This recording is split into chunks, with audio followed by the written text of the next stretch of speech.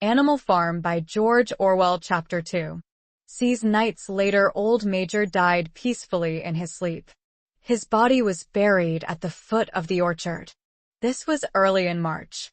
During the next 3 months, there was much secret activity. Major's speech had given to the more intelligent animals on the farm a completely new outlook on life. They did not know when the rebellion predicted by Major would take place. They had no reason for thinking that it would be within their own lifetime, but they saw clearly that it was their duty to prepare for it. The work of teaching and organizing the others fell naturally upon the pigs, who were generally recognized as being the cleverest of the animals. Preeminent among the pigs were 2 young boars named Snowball and Napoleon, whom Mr. Jones was breeding up for sale. Napoleon was a large, rather fierce-looking Berkshire boar, the only Berkshire on the farm, not much of a talker, but with a reputation for getting his own way. Snowball was a more viva-sized pig than Napoleon, quicker in speech and more dear to have the same. Inventive, but was not consy depth of character. All the other male pigs on the farm were porkers. The best known among them was a small fat pig named Squealer, with very round cheeks, twinkling eyes, nimble movements, and a shrill voice. He was a brilliant talker, and when he was arguing some difficult point, he had a way of skipping from side to side and whisking his tail, which was somehow very persuasive. The others said of Squealer that he could turn black into white. These 3 had elaborated old Major's teachings into a complete system of thought, to which they gave the name of animalism. Several nights a week, after Mr. Jones was asleep, they held secret meetings in the barn and expounded the principles of animalism to the others. At the beginning they met with such stupidity and apathy. Some of the animals talked of the duty of loyalty to Mr. Jones, whom they referred to as Master, or made elementary remarks such as, "Mr. Jones feeds us. If he were gone, we should starve to death." Others asked such questions as, "Why should we care what happens after we are dead?" Or, "If this rebellion is to happen anyway, what difference does it make whether we work for it or not?" And the pigs had great difficulty in making them see that this was contrary to the spirit of animalism. The stupidest questions of all were asked by Molly, the white mare. The very first question she asked Snowball was, "Will there still be sugar after the rebellion?" "No," said Snowball firmly. "We have no means of sugar on this farm. Besides, you do not need sugar. You will have all the oats and hay you want." "And shall I still be allowed to wear ribbons in my mane?" asked Molly.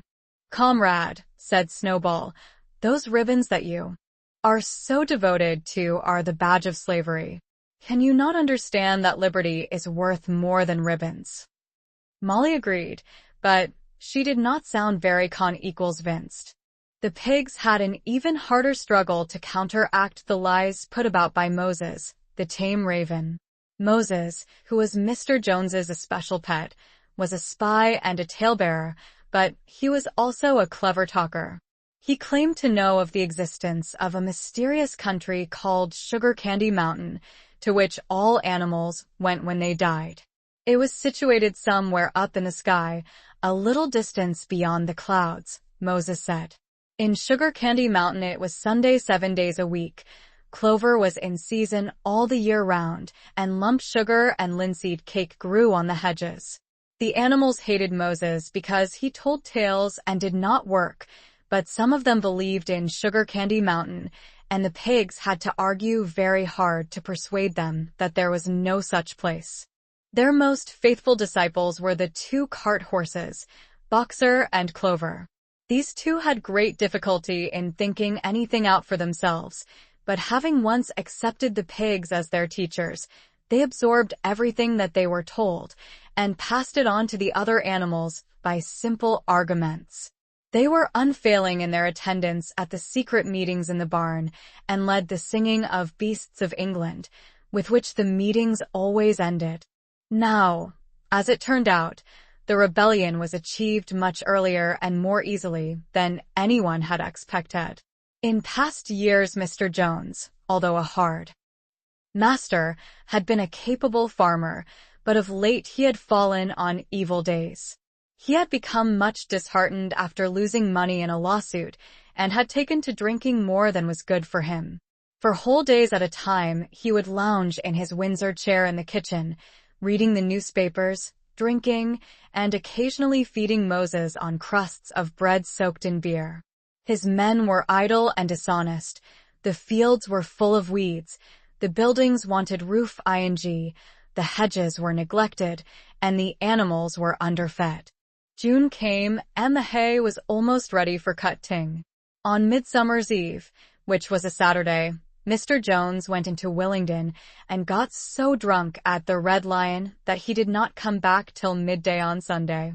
The men had milked the cows in the early morning and then had gone out rabbiting, without bothering to feed the animals.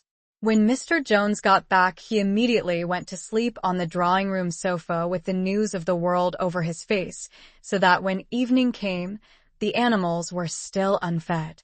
At last they could stand it no longer. One of the cows broke in the door of the store shed with her horns, and all the animals began to help themselves from the bins. It was just then that Mr. Jones woke up. The next moment he and his 4 men were in the store shed with whips in their hands, lashing out in all directions. This was more than the hungry animals could bear. With one accord, though nothing of the kind had been planned beforehand, they flung themselves upon their tormentors. Jones and his men suddenly found themselves being butted and kicked from all sides. The situation was quite out of their control. They had never seen animals behave like this before, and this sudden uprising of creatures, whom they were used to thrashing and maltreating, just as they chose, frightened them almost out of their wits. After only a moment or two they gave up trying to defend themselves and took to their heels. A minute later all 5 of them were in full flight, down the cart track that led to the main road, with the animals pursuing them in triumph. Mrs. Jones looked out of the bedroom window, saw what was happening, hurriedly flung a few possessions into a carpet bag, and slipped out of the farm by another way.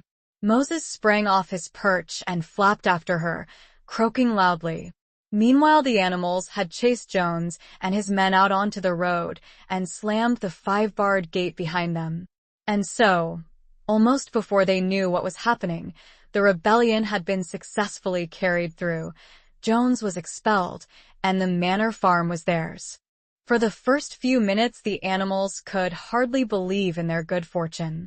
Their first act was to gallop in a body right round the boundaries of the farm, as though to make quite sure that no human being was hiding anywhere upon it.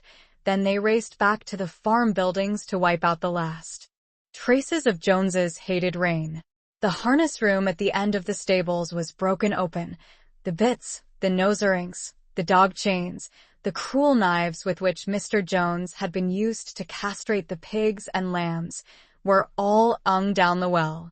The reins, the halters, the blinkers, the degrading nosbags were thrown onto the rubbish fire which was burning in the yard. So were the whips. All the animals capered with joy when they saw the whips going up in flames. Snowball also threw on to the fire the ribbons with which the horses' manes and tails had usually been decorated on market days.